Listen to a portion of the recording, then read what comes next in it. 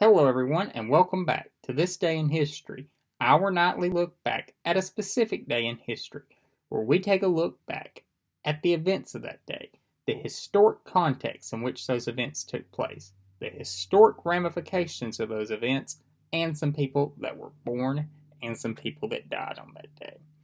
As always, if you have not yet, hit the like button, the subscribe button, and the bell notification icon to be alerted anytime I post new content, and be sure to tell your friends.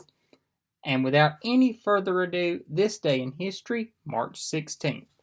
And on this day in 1976, the Prime Minister of the United Kingdom, Harold Wilson, resigned. Wilson, who was serving in his second ministership, resigned, citing personal reasons. Many reasons, though, however, were the real reason.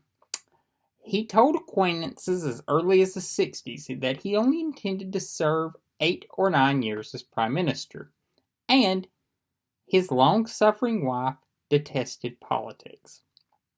He was also suffering from what would later be determined to be colon cancer that was causing him to drink heavily. He was also beginning to detect that he was suffering the early effects of Alzheimer's that would later take hold and rob him of his once brilliant memory. Wilson was a Labour Prime Minister, and he would be replaced by another Labour Prime Minister. That Labour Prime Minister would suffer a vote of no confidence by the House of Commons and would lead to the election of the first female Prime Minister of the United Kingdom, Margaret Thatcher. Births that occurred on this day. In 1912, in Ely, Nevada, Pat Nixon was born. Mrs. Nixon served as First Lady of the United States from 1969 until 1974, when her husband, Richard Nixon, served as President. She also served as Second Lady of the United States from 1953 until 1961, when her husband served as Vice President for President Dwight Eisenhower. Pat Nixon is a very interesting person. She's just incredibly interesting. She worked her way through college. She grew up very poor. Both of her parents died before the age of she turned 18.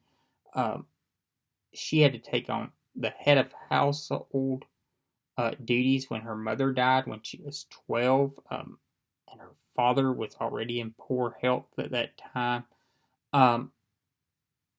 So she worked her way through college, graduated from USC with the equivalent of a master's degree in 1937, and began teaching high school in Whittier, California, which would in turn lead her to meeting the man that would later become her husband and the future president of the United States, a young lawyer who graduated from Duke Law School, Richard Nixon. One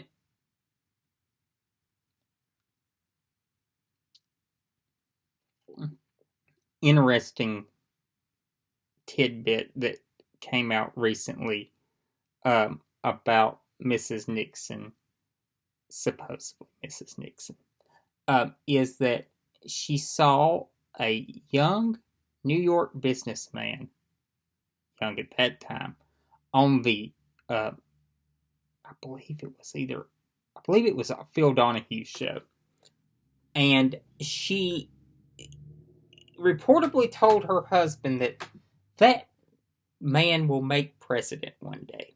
And Richard Nixon wrote a letter to this New York businessman telling him this. Associates that knew Mr. Nixon and Mrs. Nixon during this time said it was unlikely that Mrs. Nixon wrote this watched this show, that it was Richard Nixon that watched the show and thought that this man would become president one day. He, of course, did. I'm speaking, of course, of Donald Trump. But I always found that interesting in the lead up to the president's inauguration, that tidbit came out. Some deaths that occurred on this day. Thomas Dewey died in 1971 at the age of 68 in Miami. Dewey was the standard bearer of the Republican Party in 1944, in which he would lose to Franklin Delano Roosevelt, and 1948, in which he lost in a huge upset to the incumbent president, Harry Truman. Had Dewey became president, either time he would have been a very young president and the first president born in the 20th century. He was 42 and 46 at the time of each of those nominations.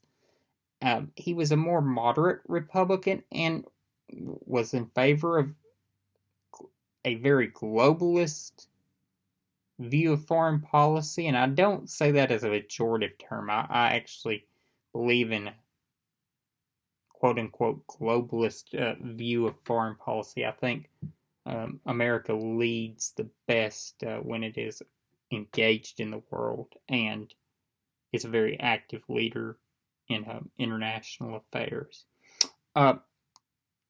And favored an East Coast leadership of the Republican Party.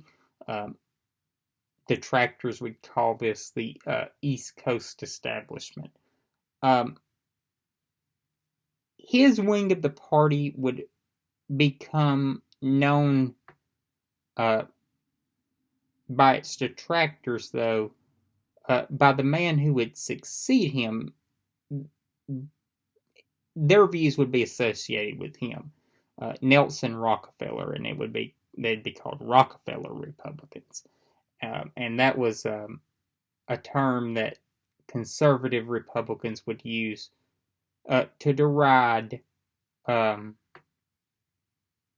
more moderate to even liberal Republicans.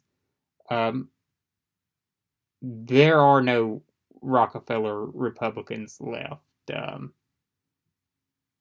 There may be a few that you could classify. Well, country club's really the same thing. There are no Rockefeller Republicans left. And like I said, Dewey supported a very moderate view of the Republican Party. He served as governor of New York from 1943 until 1954. He had been a district attorney in New York City, and was really relentless in his effort to stomp out organized crime.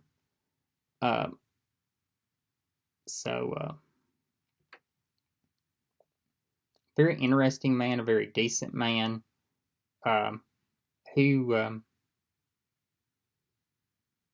really would have been an interesting president.